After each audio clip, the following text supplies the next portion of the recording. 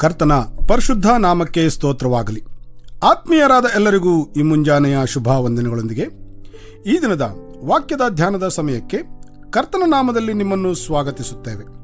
ಆತ್ಮೀಯ ಚಿಂತನೆಯಲ್ಲಿ ಪರಿಶುದ್ಧ ಸತ್ಯವೇದದಿಂದ ವಚನ ಭಾಗಗಳನ್ನು ಧ್ಯಾನದ ಸಮಯವಾಗಿ ನೋಡಿಕೊಳ್ಳುವ ಹಾಗೆ ದೇವರ ಕೃಪೆ ಎಂಬ ಶೀರ್ಷಿಕೆಯಲ್ಲಿ ಈ ದಿನದಲ್ಲಿ ಸತ್ಕಾರ್ಯಗಳನ್ನು ಮಾಡುವುದು ಎಂಬ ಅಂಶದಲ್ಲಿ ಕೆಲವು ಅಂಶಗಳನ್ನು ನೋಡಿಕೊಳ್ಳುವ ಹಾಗೆ ಎಫೆಸದವರಿಗೆ ಬರೆದ ಪತ್ರಿಕೆಯಲ್ಲಿ 2ನೇ ಅಧ್ಯಾಯದಲ್ಲಿ 10ನೇ ವಚನವನ್ನು ಓದುವಾಗ ಹೀಗೆ ಬರೆದದೆ, ನಾವು ಆತನ ನಿರ್ಮಾಣ ಸತ್ಕಾರ್ಯಗಳನ್ನು ಮಾಡುವುದಕ್ಕಾಗಿಯೇ ಕ್ರಿಸ್ತ ಯೇಸುವಿನಲ್ಲಿ ಸೃಷ್ಟಿಸಲ್ಪಟ್ಟೆವು. ನಾವು ಸತ್ಕಾರ್ಯಗಳನ್ನು ನಡೆಸುವವರಾಗಿ ಬದುಕಬೇಕೆಂದು ದೇವರು ನಮ್ಮನ್ನು ಮೊದಲೇ ನೇಮಿಸಿದನು ಎಂಬುದಾಗಿ ಬರೆಯಲ್ಪಟ್ಟಿದೆ.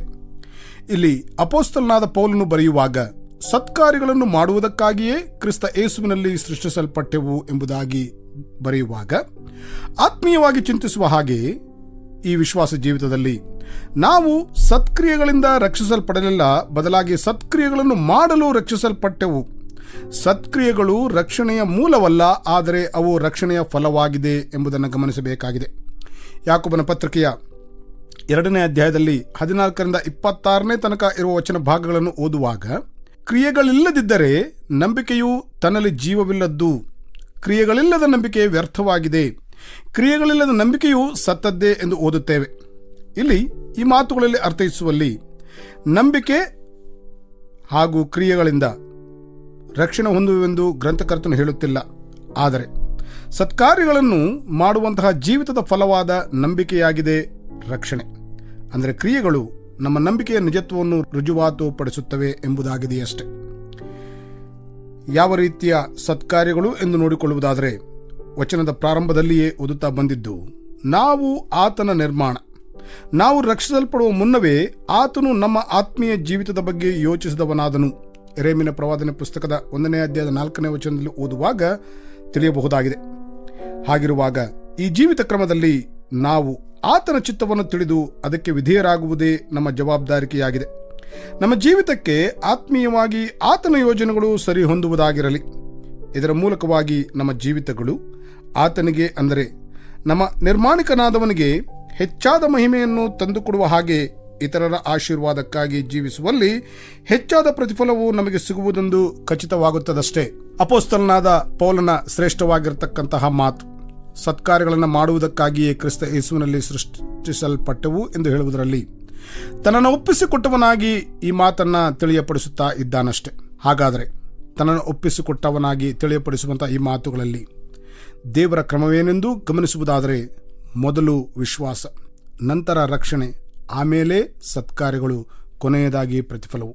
ಅಂದರೆ ವಿಶ್ವಾಸವು ರಕ್ಷಣೆಯತ್ತ ನಡೆಸುತ್ತದೆ, ರಕ್ಷಣೆಯು ಸತ್ಕಾರ್ಯಗಳ ಕಡೆಗೆ ನಡೆಸುತ್ತದೆ, ಸತ್ಕಾರ್ಯವು ಪ್ರತಿಫಲ ಕಡೆಗೆ ನಡೆಸುತ್ತದೆ. ಈ ಪ್ರತಿಫಲ ಕಾಣಬಹುದಾದ ಸತ್ಕಾರ್ಯಗಳನ್ನು ಮಾಡಲು ನಮ್ಮ ವೈಯಕ್ತಿಕ ಜೀವನಗಳಲ್ಲಿ ಕೆಲವು ಯೋಜನೆ ರೂಪಿಸುವವರಾಗಬೇಕು. ಈ ಆತ್ಮೀಯ ಪ್ರಯಾಣದಲ್ಲಿರುವಾಗ ನಮ್ಮ ಜೀವಿತದಲ್ಲಿ ಪಾಪವು ಕಂಡುಬಂದ ತಕ್ಷಣವೇ ಅವುಗಳನ್ನು ಬಿಡುವುದರ ವಿಷಯದಲ್ಲಿ ಜಾಗೃತಿಯಿಂದಿರಬೇಕು. ಯಾವಾಗಲೂ ಎಲ್ಲ ಸಂದರ್ಭಗಳು ಆತನಿಗೆ, ಅಂದರೆ ಕರ್ತನಿಗೆ ಒಪ್ಪಿಸಿಕೊಟ್ಟ ಜೀವಿತವಾಗಿರಬೇಕು.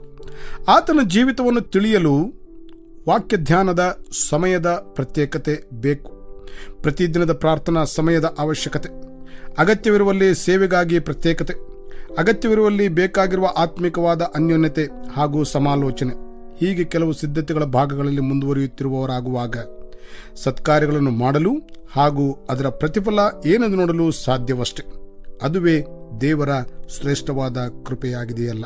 ಪ್ರಾರ್ಥನೆ ಮಾಡಿಕೊಳ್ಳುವರಾಗೋಣವೇ. ನಂಬಿ ಪ್ರಾರ್ಥಿಸುವ ಎಲ್ಲರನ್ನೂ ಒಳ್ಳೆಯವನಾಗಿರುವ ಕರ್ತನು ತಾನೇ ಆಶೀರ್ವದಿಸಿ ಕಾಪಾಡಿ ನಡೆಸಲಿ. ಆಮೇನ್. ಈ ಕಾರ್ಯಕ್ರಮದ ಬಗ್ಗೆ ನಿಮ್ಮ ಅಭಿಪ್ರಾಯ, ಸಲಹೆಗಳು ಹಾಗೂ ಯಾವುದೇ ಪ್ರಾರ್ಥನಾ ಮನವಿಗಳಿದ್ದಲ್ಲಿ ನಮ್ಮ ದೂರವಾಣಿ ಸಂಖ್ಯೆಗೆ ನೀವು ಕರೆ ಮಾಡಬಹುದು. ನಮ್ಮ ದೂರವಾಣಿ ಸಂಖ್ಯೆ 9902606453. ನಿಮ್ಮ ಅಭಿಪ್ರಾಯಗಳನ್ನು ಇಮೇಲ್ ಮೂಲಕವೂ ನಮಗೆ ತಿಳಿಸಬಹುದು. ನಮ್ಮ ಇಮೇಲ್ ID info@fibaonline.org. ವಂದನೆಗಳು.